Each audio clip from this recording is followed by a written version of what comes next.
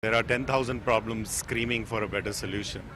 If we can get our best and brightest from colleges to look at entrepreneurship as an alternative, we can address the problem of the demographic dividend, where 1 million people are joining the workforce every month, and that's going to go on for the next couple of decades.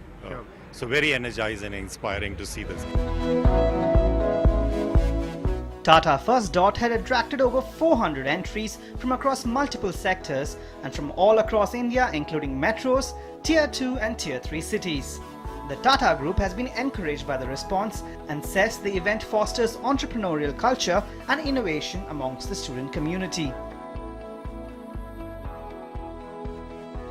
For us, this program focusing on student entrepreneurship is something which we are seeing as doing it on a sustainable basis, taking it to different parts of the country, making it bigger, making it stronger in various facets of the program.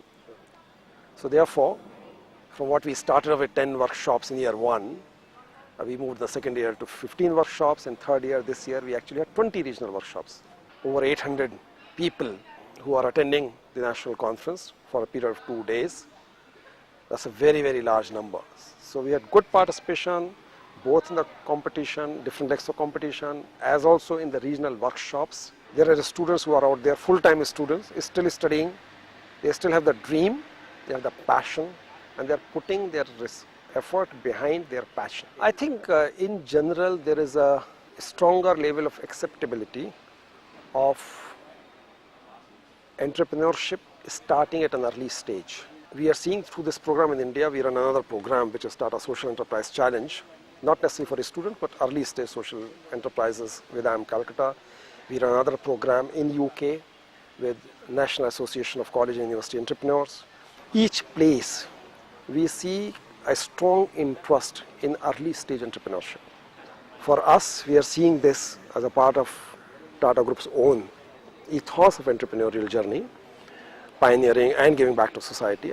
And we see that this is programs like this, when they help in some manner, even if it's very small, young people in their early stages, and if they can convince them more about taking that journey, that itself is a good start.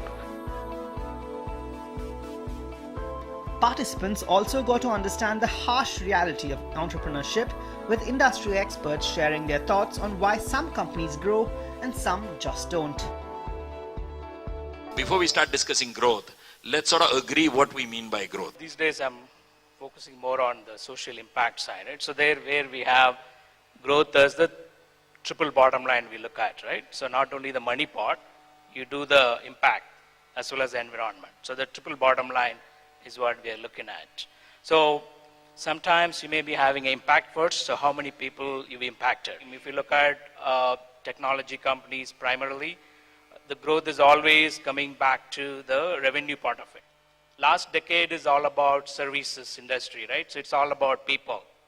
So you can see that busload of people have been hired, and I think last time I checked, TCS has 300,000 people. So if they want to grow like this the next 10 years, I definitely doubt they'll be able to hire another 300K.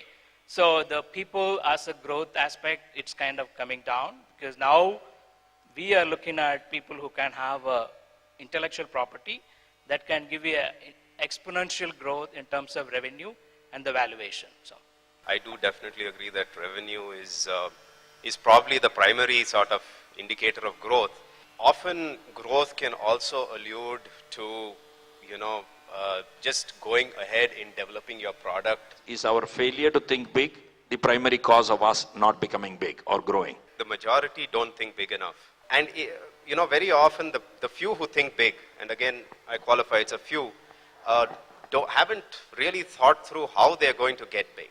It's more a little bit of that in the air type of, dream, which is slightly different from what I would call vision, and being able to understand the steps towards achieving that big growth that or big target that they're thinking about already. In Indian ecosystem, the other problem is that at a lot of times the VCs and angel investors want you to validate first before assume.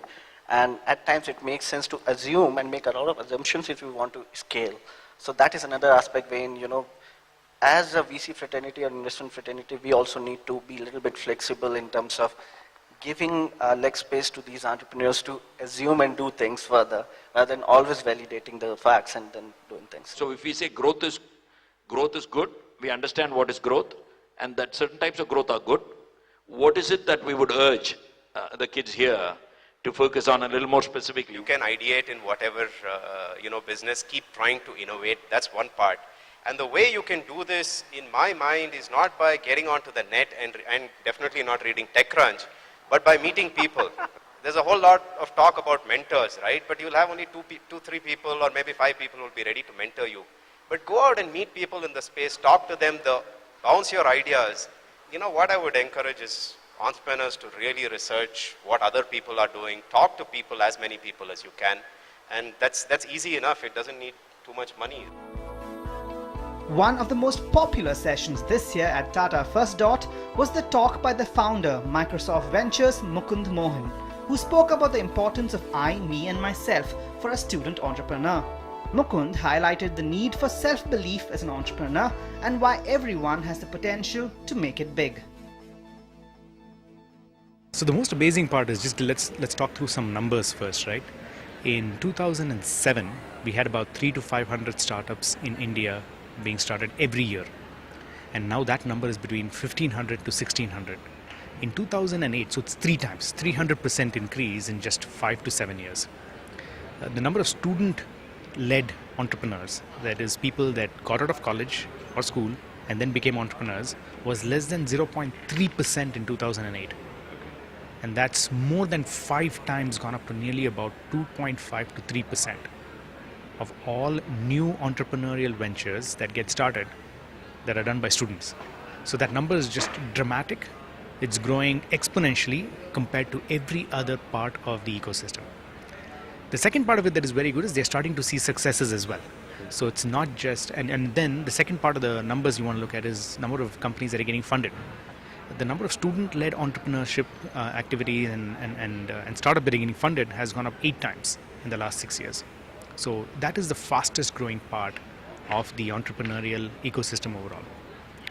And you're getting great role models. That's what students get really excited about. In terms of funding, there were usually about 7 to 8 companies that would have gotten funded in 2008. That number now is close to about 36 last year. Sure.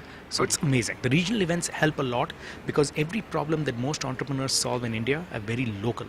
I think that's the most amazing part of student entrepreneurs. Unlike professional folks that have been in the industry for a little bit of time, they look for global markets, global trends, they try to solve a US problem. Student entrepreneurs, they are exposed to problems that are very local.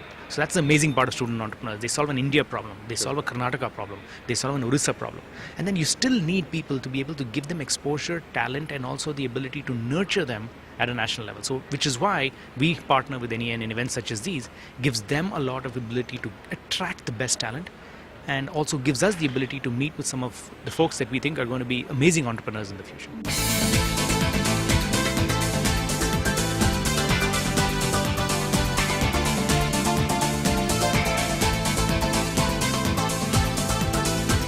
And then it was time for the big award ceremony.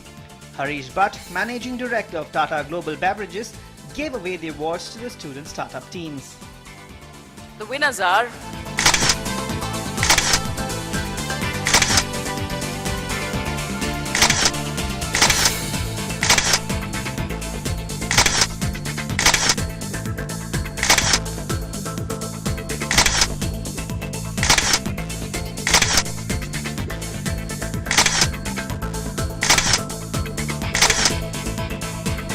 Now is the moment that everyone has been waiting for, the top 5.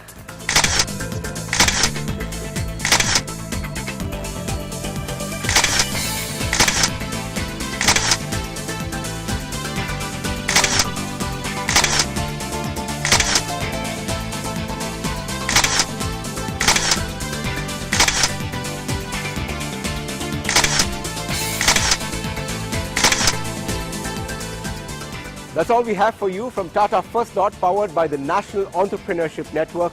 Clearly, the spirit of entrepreneurship among students is well alive and kicking. Thank you so much for watching.